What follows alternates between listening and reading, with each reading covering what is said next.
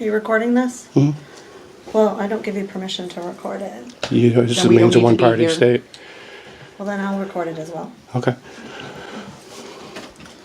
I don't need your permission. It means a one-party state. So,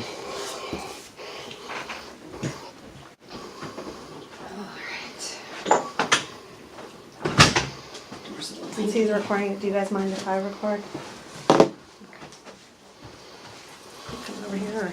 I just thank you, Heidi. You're welcome. You're awesome. Good morning, everybody. So this originally was just a meeting with Dad, for he and I to kind of check in and see how things are going. So it sounds like we've had a DHS report, or alternative response report, Yeah. and then Dad wasn't real happy with the worker, and so now you're here. So yeah, and yesterday you had asked like, why is ARP not coming tomorrow? And so I found out in between when you declined services with that woman, I believe it was Stephanie. Stephanie was the supervisor. No, there's a worker Stephanie too. It was either her Well, or it was PJ. P. It was PJ. PJ Was it Miles. PJ? Okay. Yeah. And within 30 seconds of the conversation, she was accusing me of verbal aggression over the phone and bullying her because I told her, I didn't want any of her services. Not interested. So So then what happened was when you refuse services, she notifies her supervisor, who then notifies our intake, and then it kicks back up to us. right, and then then in I between spoke with there- her supervisor. We, agreed to set up with somebody named Ryan. Yep, so it And I happened spoke with after. him, and he was much more pleasant over the phone. So I was expecting him to be here, and I agreed to work with him. And So I didn't agree to work with you. so what happened was she had already kicked it back to intake, and then it's my understanding that you guys talked after it already went back. And so that's why the report was generated to CPS, and that ARP had to back out, and us are now in. Okay. So is I know working that- with Ryan no longer an option? Well, I wanted to see how this meeting went and talk with my supervisor and see, because we had already kind of chatted about it. The family's already extremely well connected with Oh, yeah. services and supports, and I'm unclear specifically at what this report was even regarding. So I guess there was an incident last weekend. Oh, you told at a you football told me. game You told me. Yes, that's between right. you and. I deny your allegation. Well, no, she's just reporting So out. this is what was reported. And so at the football game, you grabbed Gabrielle's arm, and she felt that you could hit her. She felt that That Dad would hit her, but he didn't. And so he had grabbed her arm. There was some kind of argument. I don't know what it was about because my report doesn't say it. So that was my hope, was to talk with you, find out from you what exactly happened. Because I understand from what also was reported is you've had a lot of difficulty with your daughter. Okay, can you please read the entire report that was made so that I'm on the same page with you about this? Because my understanding is that when the people made the report, they were trying to add some context to it to say what we've been dealing with, because when they called me, I was not at all happy about it. They did mention that. And so apparently you have a little more information than you've given us. So if you could say, what the context is that they said, what the kind of needs they explained, because they were telling me that they expressed that she had certain needs, she's had certain behaviors, she's had certain things going on. So if you can just read the report to me or give me a copy of the report, I would I can appreciate give you it. a copy at this time. I'd have to talk with my supervisor and legal counsel about getting you any documentation, but that's something we can look into. Okay, we don't need to look into anything. This meeting is to get you off my back, so.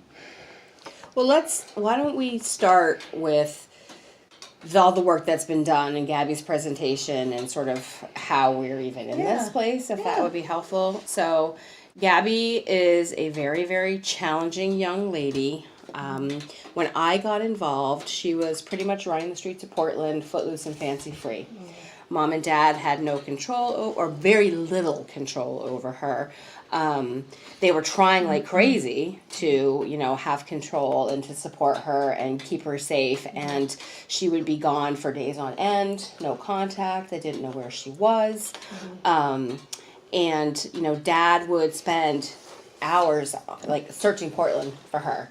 and would like find her, and he'd be the only one that could find her, really. I mean, the police couldn't find her, and when they did, unfortunately, sometimes they didn't handle the situation ideally, and Portland police would- became the biggest problem with it until we got the MST worker involved.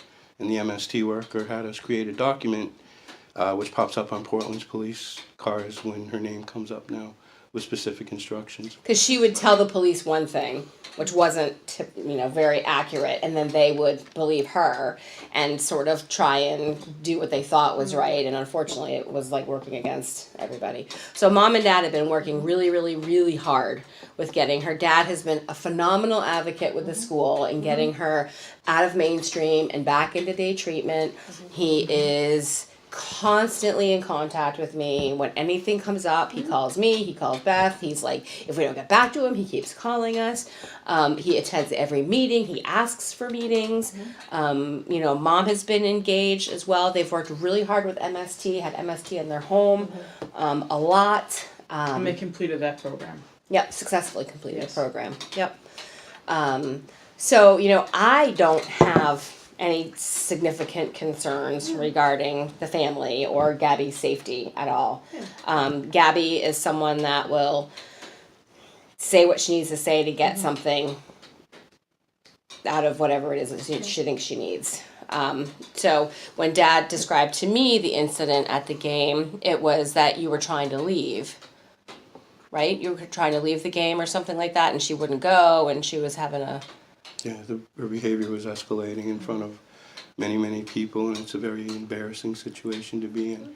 And to tell you the truth, I mean, you can take this for whatever it is, but I may very well need to grab her arm to prevent something from flying at my head on any given Had to restrain moment. before because of her. We've had to have the police there because of her. We've had Beth there because she got physical with the MST worker once, who was, sweet little old lady.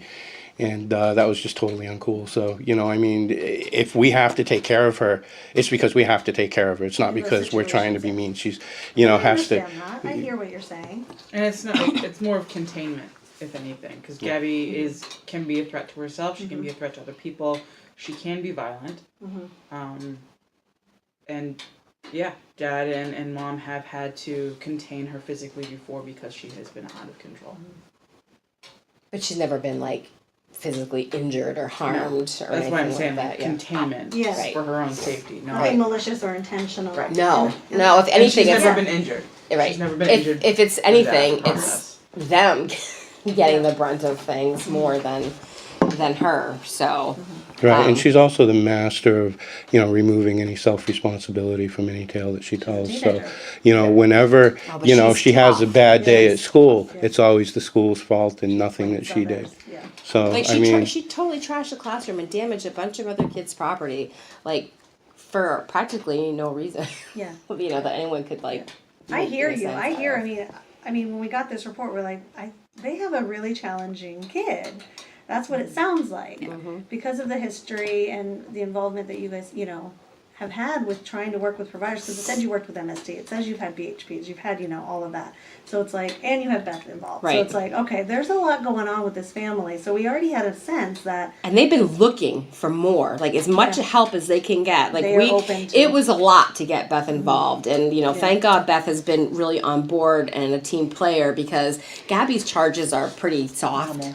Yeah. But the only person that's really been able to kind of have any hold on her has been Beth. or she'll run the streets again. right? Yep.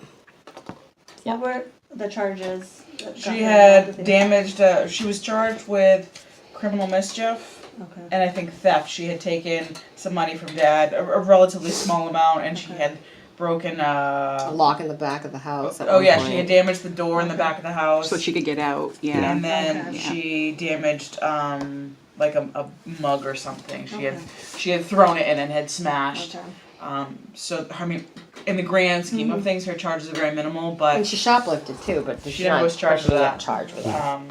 so we recognize that Gabby has a lot of needs. We recognize that if we go away, chances are she's going to be back at it, running the streets again. So we've kind of made some arrangements through the court to kind of continue to monitor her, provide services, some additional support and structure. So hopefully when we're gone in 8 months to a year, or however long that takes, there'll be some consistent patterns of positive behavior that hopefully will continue after we bow out. Yeah. If not, my guess is I'll be back involved probably until she's 35. And you're more than welcome. So, Right. I want to hear till she's 21.